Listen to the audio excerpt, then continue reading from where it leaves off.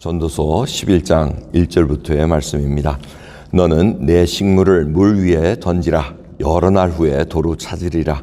7에게나 8에게 나눠줄지어다. 무슨 재앙이 땅에 임할는지 내가 알지 못함이니라.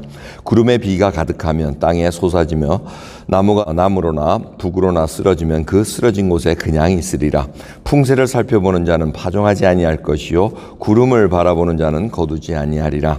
바람의 길이 어떠함과 아이벤 자의 태에서 뼈가 어떻게 자라는 것을 내가 알지 못한 같이 만사를 성취하신 하나님의 일을 내가 알지 못하느니라. 너는 아침에 씨를 뿌리고 저녁에도 손을 거두지 말라. 이것이 잘 될는지 저것이 잘 될는지 혹 둘이 다 잘 될는지 알지 못함이니라.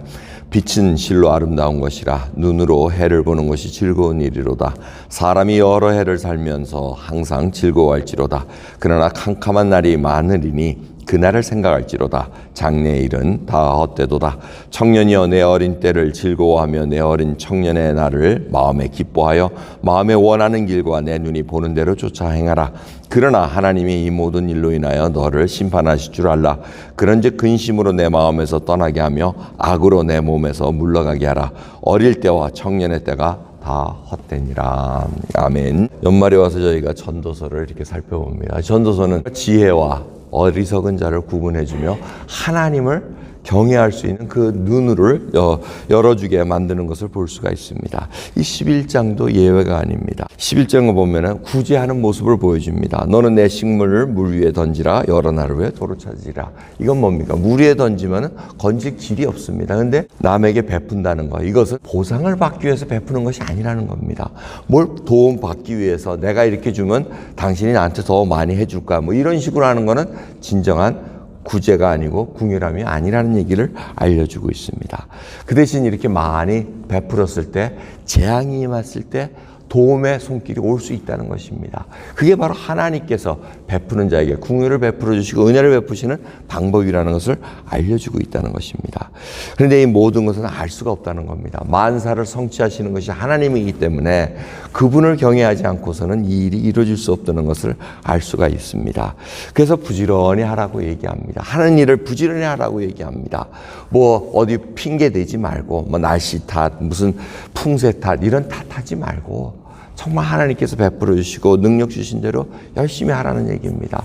앞날은 알 수가 없다는 겁니다. 하지만 전도서의 앞에 써 있던 것처럼 때에 따라 하나님께서 다 이루게 하신다는 겁니다. 헤어질 때가 있고 만날 때가 있고 죽을 때가 있고 태어날 때가 있고 모든 하나님의 섭리 속에 움직이는 것을 분명히 알고 있으라는 것입니다. 여러분, 그러면서 이 7절에 보면은 빛은 실로 아름다운 것이라 눈으로 해를 보는 것이 즐거운 일이로다. 뭐 이 해를 정말 우리가 보는 해로 볼 수도 있습니다.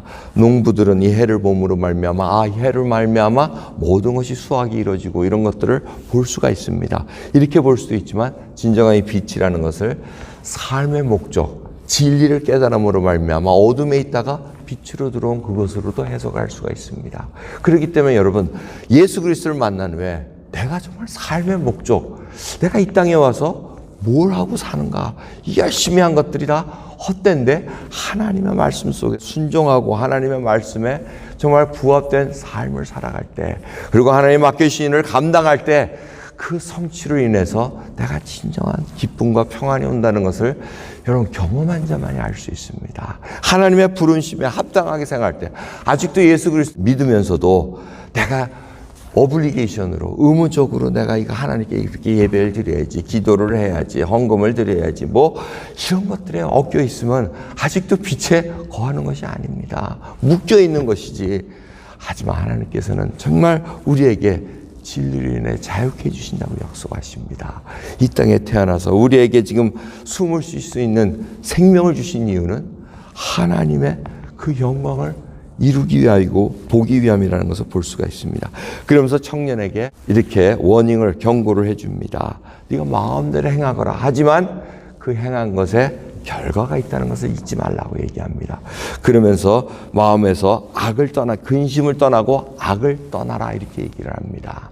참 쉽지가 않습니다. 청년의 때는 자기의 정욕대로 자기 의로 하려는 욕망이 많습니다.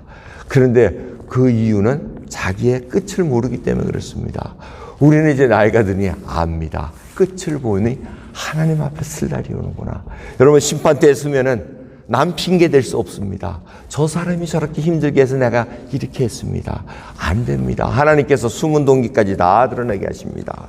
그리고 내가 너에게 말씀으로 알려주지 않았느냐, 내 뜻을 너에게 밝히 알려주지 않았느냐, 그래서 부지런히 선생들을 붙여주지 않았느냐, 목사를 붙여주고 지도자를 붙여주지 않았느냐. 여러분, 그럴 때 제가 듣지 못하였나이다 이렇게 핑계 대시겠습니까? 그날이 언제 올지 모릅니다. 하지만 이 경고를 주실 때 우리가 바짝 긴장해야 됩니다. 한 해를 마무리할 수 있는 은혜도 하나님이 허락하십니다. 그게 왜 그렇습니까? 결산해보라는 얘기입니다. 정말 하나님 앞에 내가 모든 것을 핑계대지 않고 후회 없이 살아왔는가? 안 그러면 회개하고 새해를 준비해야 됩니다. 정결한 마음으로 회개하고 하나님 앞에 정말 모든 것을 준비한 마음으로 쓸 수 있는 저 여러분 되기를 간절히 소원합니다. 기도하겠습니다. 하나님 감사합니다. 오늘도 전도서의 말씀을 통해서 인생의 지혜를 다시 한번 생각합니다. 저희의 지혜가 아닌 예수 그리스도의 지혜로 살아가길 소원합니다. 아버지, 앞날을 저희들이 알 수가 없나이다. 하지만 하루하루 순종하고 주님 앞에 말씀에 굴복할 때마다 참된 기쁨에 거할 수 있다는 것, 그리고 하나님의 영광을 볼 수 있다는 것을 다시 깨닫게 해주시는 애 감사드립니다. 아버지, 눈을 뜨게 해주옵소서. 감사드리며 우리 예수 그리스도의 이름으로 기도드리옵나이다. 아멘.